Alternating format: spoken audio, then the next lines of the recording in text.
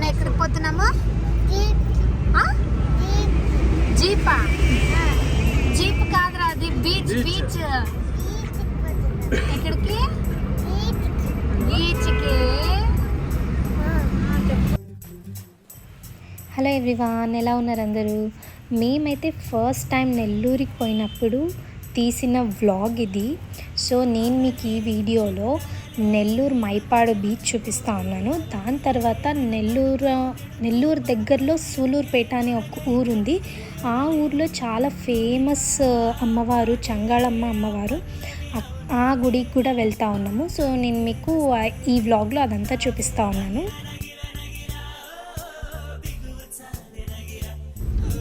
ఇబ్బందిలో వీడియో తీస్తున్న మౌనిక కార్లో మేము ఇరుక్కొని కూర్చోండి. మేమైతే సన్ రైజ్ చూడాలా అని అర్లీ మార్నింగే లేచి రెడీ అయిపోయి బయలుదేరిపోయినాము. కానీ మాకు అక్కడ డిస్టెన్స్ ఒక 45 minutes చూపించింది. సో మేము అక్కడ వెళ్ళేలోపు తెల్లారిపోయిందనమాట. సన్ రైజ్ అయితే చూడలేదు కానీ బీచ్లో బాగా ఎంజాయ్ చేసినాము.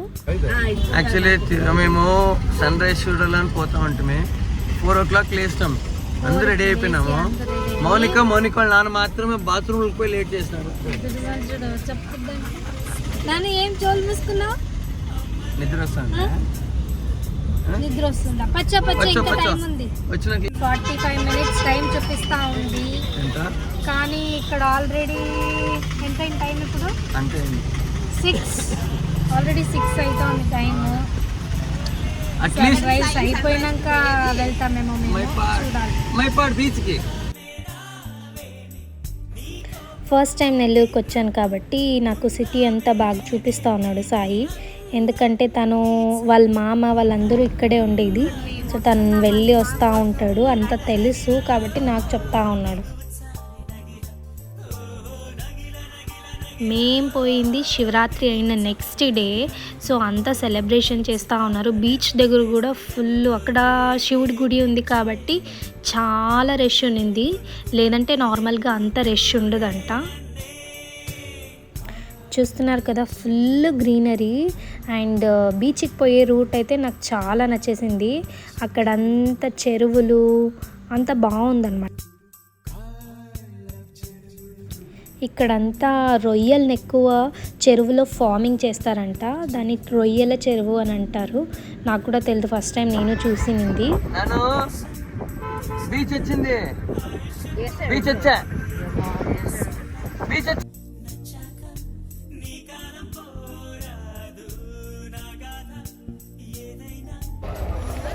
సన్ ఆల్రెడీ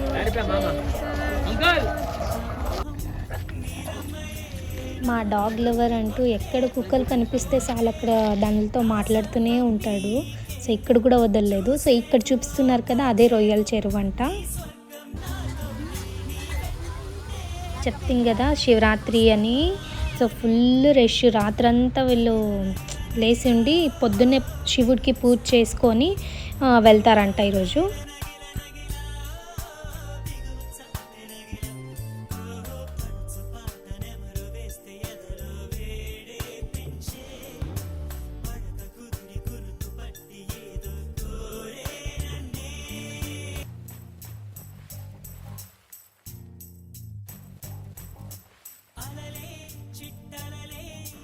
మా రియాన్స్కి అయితే ఇదే ఫస్ట్ టైం బీచ్కి పిలుచుకొని పోయింది. వాడు ఎగ్జైట్మెంట్ అంటూ చూడలేము, చాలా ఎగ్జైటెడ్గా ఉన్నాడు. దాని బీచ్ని జీప్ జీప్ జీప్ అంటూ ఉన్నాడు వాడు. బీచ్ని వదిలి వచ్చేకి మనసే ఉండలేదు వాడికి. కానీ తర్వాత వచ్చినాక ఒక వారం రోజులు జ్వరం వచ్చి పడుకునేసినాడు.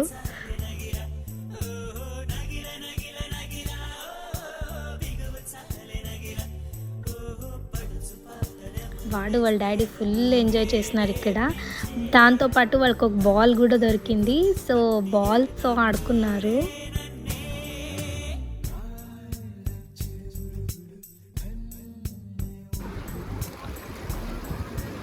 ఏమో దొరికా నిజంగా.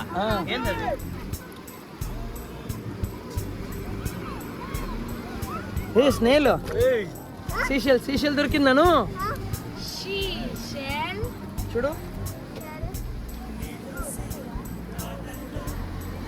లోపల ఉంది నాను. ఇప్పుడు రాదు కా, ఫుల్ తీసేస్తే వస్తుంది అది. Open open open open open open. కనిపిస్తుందా? ఇదిగో ఈడ చూడండి. ఓపెన్ ఓపెన్ అయ్యో వచ్చేసారి. అదేం కాదా దానికి మరి పాపము పోతే నెలలో మళ్ళీ పోయిస్తాయి. తీస్తే ఏం కాదా? నువ్వు మనం కొద్దిగా తీసి ఏం కాదా అంటావు. అవతల చైనా వాళ్ళు దీన్ని ఇట్లే హాట్ వాటర్లో పెట్టేస్తే ఒకలా గుడ్ ఎట్లా బాయిల్ అవుతుంది కదా, అట్లా బాయిల్ అయితే దాన్ని అట్లే సోయా సాస్ వేసుకొని మసాలా గీసాలా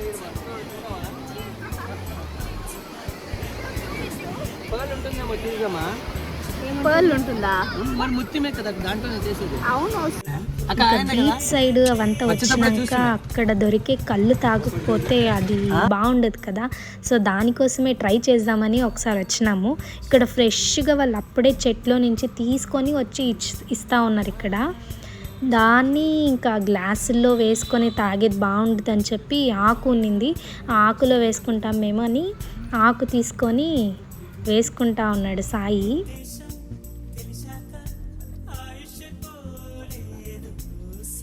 ఒకటేనా?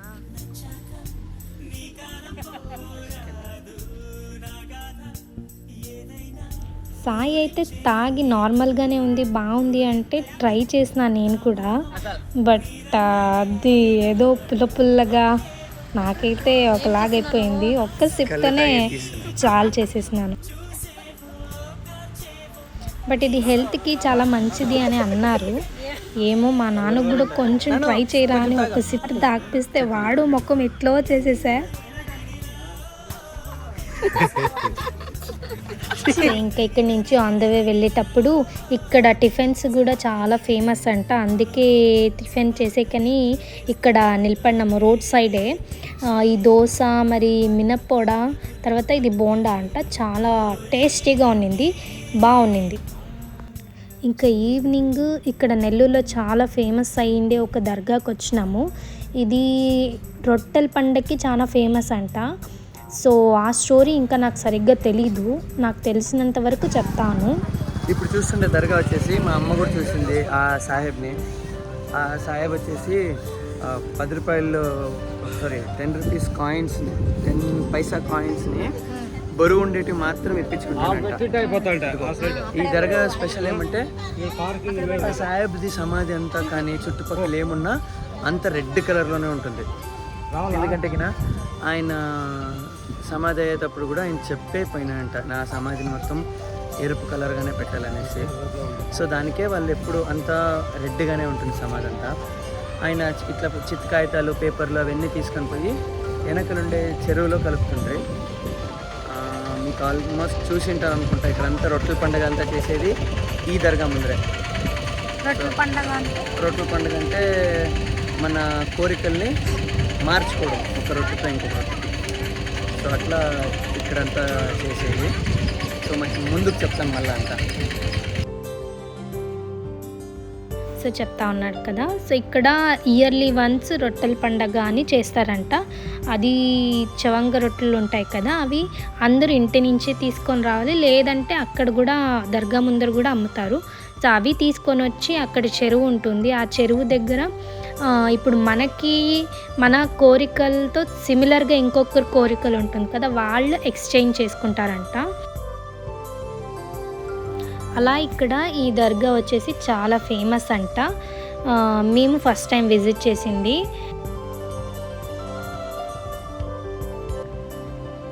సో ఇక్కడ ఆల్మోస్ట్ అంతా రెడ్ కలర్లోనే ఉన్నింది.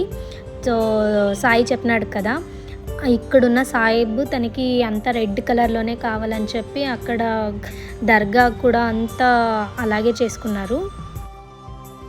ఇక్కడ కనిపిస్తోంది కదా, అదే చెరువు, అక్కడే రొట్టెల పండగ చేస్తారంట.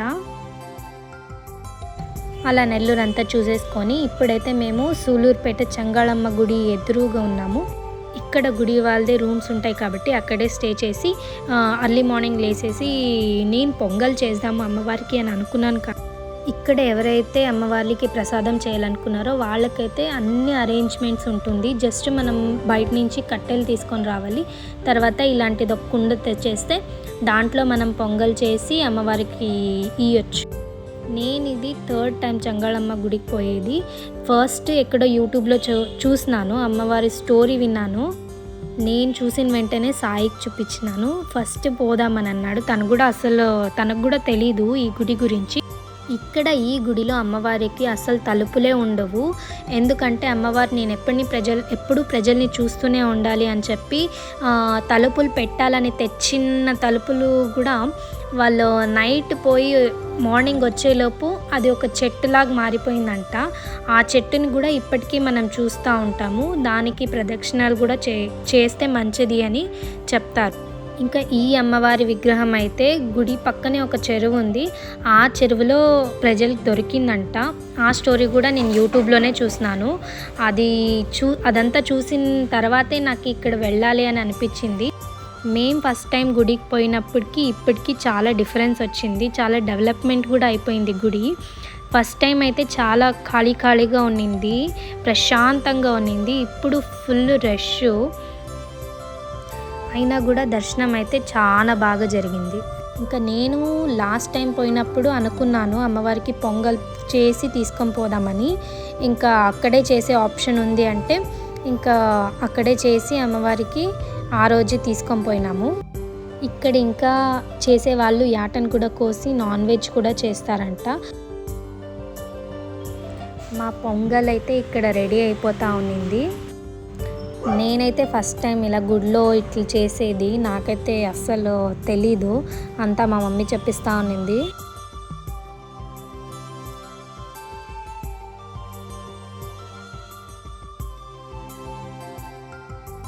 ఇంకా గుడిలో అయితే వీడియోస్ అవన్నీ తీసేది బాగుండదు కాబట్టి మేమైతే ఏం వీడియోస్ తీయలేదు, ఇక్కడికే లాస్ట్ చేసేసినాము. సో మా ఈ వీడియో మీకు నచ్చితే please like, share and subscribe to my channel. Thank you. Bye.